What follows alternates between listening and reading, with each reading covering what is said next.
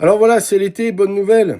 Mais bon, vos enfants, ils risquent de doubler leur temps d'écran pendant que vous travaillez et surtout pendant qu'ils ne vont plus à l'école. En effet, selon Santé publique France, les enfants passent 2 fois plus de temps devant les écrans lorsqu'il n'y a pas école. Alors forcément, avec l'été qui commence, eh bien, c'est là que ça se joue, hein. L'idée n'est donc pas d'interdire, mais ce n'est pas non plus de laisser les enfants décider seuls de ce qui va se passer pendant 2 mois entre eux et leurs écrans. Alors, je vous donne quelques conseils. Conseil numéro un, eh bien, écoutez, je crois que c'est vraiment le moment. Il faut poser un cadre. Un cerveau adolescent a besoin de règles qui soient négociées, comprises, mais surtout pas imposées. Asseyez-vous ensemble, posez les choses, quand, combien de temps, quels outils, comment. Est-ce que le téléphone est là, à table? Est-ce que c'est un nouvel invité?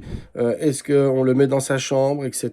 Eh bien là, vous avez déjà quelques règles fondamentales à poser. Conseil numéro 2, il faut créer des zones sans écran. La plage, la randonnée, le repas du soir entre copains. Eh bien, je crois qu'il faut savoir dire non. Et puis, c'est pas parce que c'est les vacances que c'est mal de s'ennuyer. Il faut apprendre à s'ennuyer. Et c'est d'ailleurs souvent là que vont naître la créativité et les souvenirs. Et puis, je vous rappelle quand même le dernier rapport de l'INSEE qui nous dit que 57% des moins de 20 ans déclarent subir au moins un impact négatif sur les écrans. Sommeil perturbé, désintérêt pour d'autres activités, sentiment de déprime. Bref, l'été, sans structure, risque d'amplifier tout cela. Et puis on peut tomber dans les spirales de la captation de l'attention, du scroll infini, pas mal de vidéos déjà présentes ou à venir sur ces sujets. Et troisièmement, le contrat de l'été. Proposez-vous d'écrire ensemble ou de définir un cadre moral ensemble pour cet été. Je ne parle pas d'une liste d'interdictions, mais un accord. Alors je vous souhaite bonne chance pour mettre en place tout ça.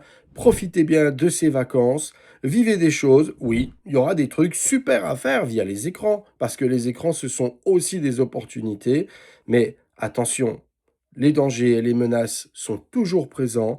Ils sont là, à la porte de vos adolescents. Prudence, prenez soin de vous et ensemble, on garde le contrôle. Abonnez-vous, commentez, à très bientôt.